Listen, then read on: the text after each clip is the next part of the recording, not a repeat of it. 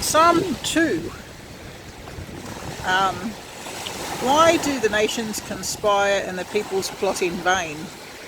The kings of the earth rise up, and the rulers band together against the Lord and against his anointed, saying, "Let us break their chains and throw off their shackles."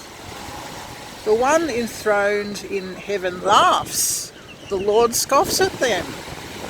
He rebukes them in his anger and terrifies them in his wrath, saying, "I have installed my king on Zion, my holy mountain. I will proclaim the Lord's decree. He said to me, 'You are my son. Today I have become your father. Ask me, and I will make the nations your inheritance, the ends of the earth your possession. You will break them with a rod of iron. You will dash them to pieces like pottery.'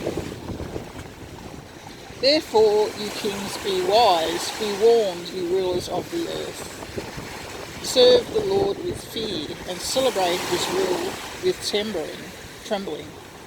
Kiss his son, or he will be angry, and your way will lead to your destruction, for his wrath can flare up in a moment.